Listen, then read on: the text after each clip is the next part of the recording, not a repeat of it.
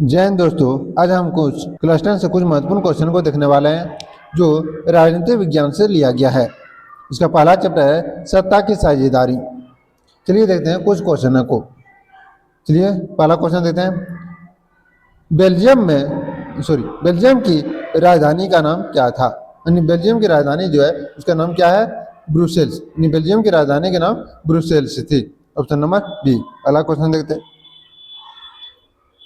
निम्न में से कौन सा श्रीलंका में एक प्रमुख सामाजिक समूह नहीं है? यानी श्रीलंका में बहुत सारे सामाजिक समूह जैसे सिंघनी हो गए, श्रीलंकाई तमिल हो गए, भारतीय तमिल हो गए। यानी इनमें से कौन सा जो समुदाय जो श्रीलंका का एक प्रमुख समुदाय समूह नहीं थे?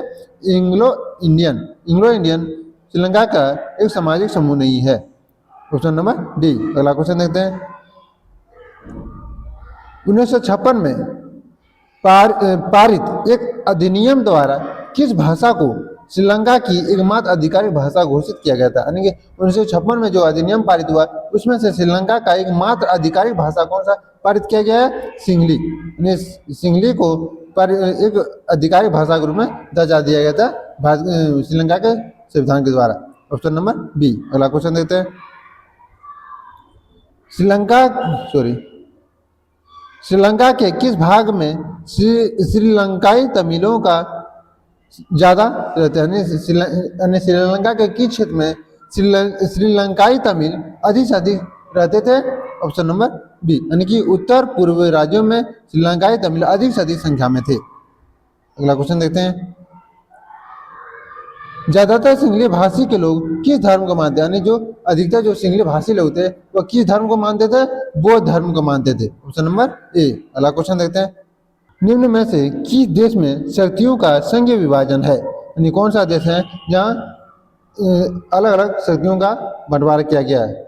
जैसे एग्जाम्पल लेते हैं भारत में शक्तियाँ 3 स्तर में बांटी गई है।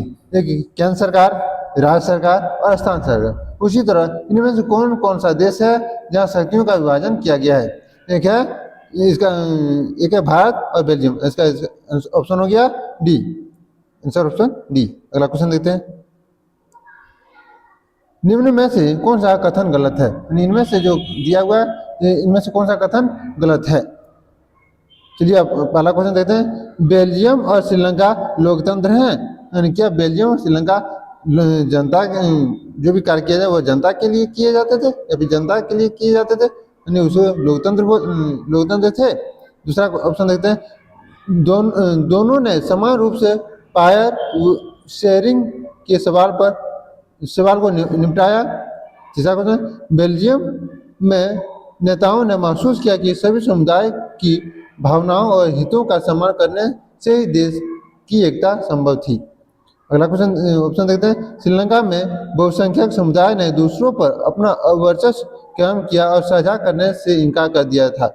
इनमें से कौन सा ऑप्शन गलत है? यानी इसका ऑप्शन आंसर होगा ऑप्शन नंबर बी। यानी कि दोनों ने समान रूप से पावर शेयरिंग के सवाल को निपटाया था। यानी कि पूछा गया क्या कौन सा कथन गलत है, यानी उनको गलत का चिन्ह लगाना था। अगला क्वेश्चन देखते हैं।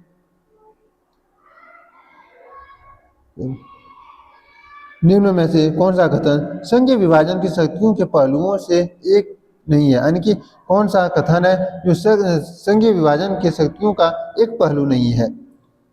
पहला ऑप्शन देखते हैं। केंद्रीय, प्रांतीय और स्थानीय सरकारों के बीच शक्तियों का बंटवारा। क्या केंद्र सरकार और राजस्थान सरकार के बीच शक्तियों का बंटवारा किया गया है? बंटवारा है। हाँ। सरकार की उच्च और निचले स्तर के शक्तियों का विभाजन भी है। सरकार में उच्च स्तर और निचले स्तर के जैसे लोकसभा और राज्यसभा का विभाजन भी है। अगला ऑप्शन देते हैं। संविधान स्पष्ट रूप से सरकार के विभिन्न स्तरों की शक्तियों को स्पष्ट करती है। जो संविधान जो कहता है वह विभिन्न स्तर के सरकारों की जो शक्तियाँ उसके अंतरों के बीच स्पष्ट करने का भी काम करती है। अगला ऑप्शन देते हैं। शक्तियों का कोई ऊर्ध्वाधर वितरण नहीं। यानी कि ऑप्शन नंबर क्या होगा? ऑप्शन नंबर डी इसका आंसर होगा।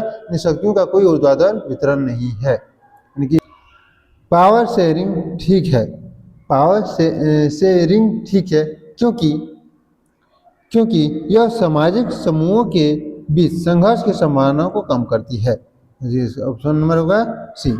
पावर शेयरिंग ठीक है क्योंकि यह सामाजिक समूहों के बीच संघर्षों को संघर्ष की संभावना को कम करने का काम करती है। Option number C. अगला क्वेश्चन देखते हैं, निम्न में से कौन श्रीलंकाई तमिल की शुरुआत तमिलों की शुरुआत मांगो में से एक नहीं है, यानी कौन सा श्रीलंका इनमें से चार ऑप्शन में से कौन सा ऐसा ऑप्शन है जो श्रीलंकाई तमिलों की शुरुआत जो की गई थी उस मांग से नहीं की गई थी। चलिए ऑप्शन देखते हैं इसका। एक आधिकारिक भाषा के रूप में तमिल की मान्यता, क्या यह तमिलों के द्वारा मांगा गया? हाँ, ये मांगा गया था। दूसरा, क्षेत्र स्वायत्तता, हाँ ये भी मांगा गया था।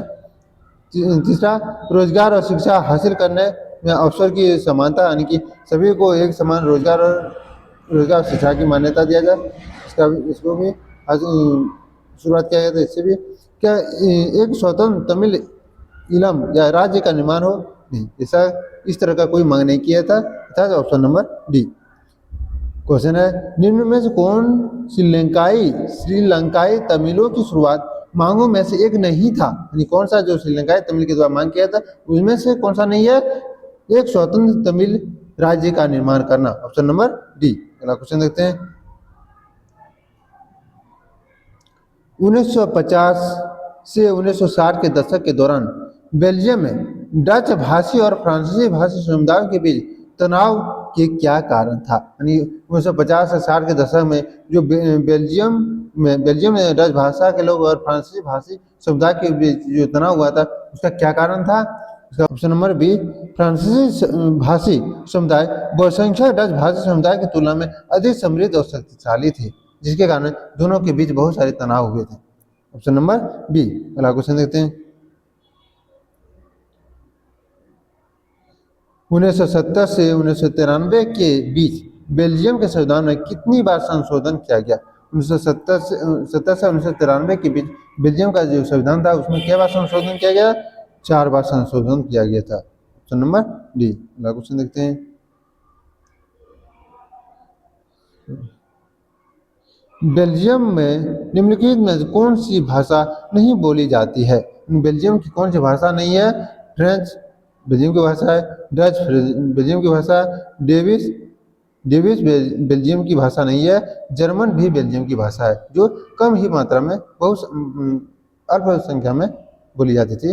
कौन सी भाषा नहीं है? ऑप्शन नंबर सी, डेनिश जो भाषा बेल्जियम की भाषा नहीं है जो नहीं बोली जाती है।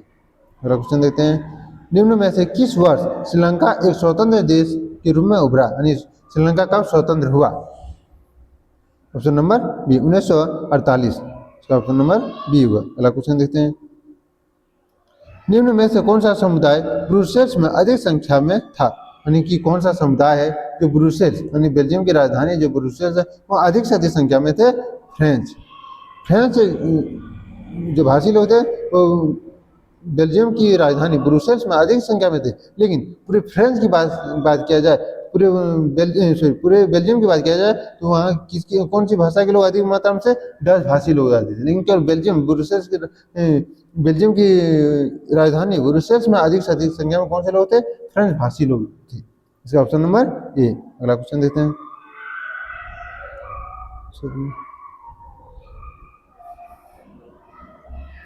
बेल्जियम में सामुदायिक सरकार का चुनाव कौन करता है? यानी बेल्जियम में समुदाय एक समूह का सरकार का चुनाव कौन करता है? केवल एक भाषा समुदाय से संबंधित लोग, जो एक ही भाषा बोलते थे वह सामुदायिक सरकार का चुनाव करते थे। Option number A. अगला क्वेश्चन देखते हैं,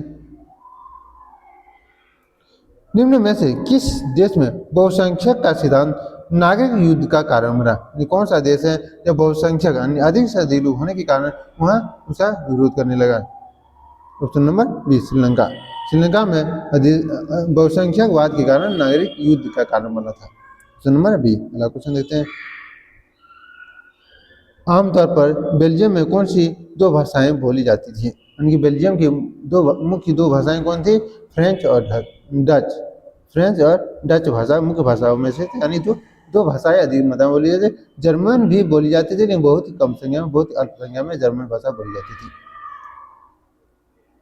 थैंक यू दोस्तों, आज इतना ही। अब अगले चैप्टर में अगला क्वेश्चन करेंगे। Thank you.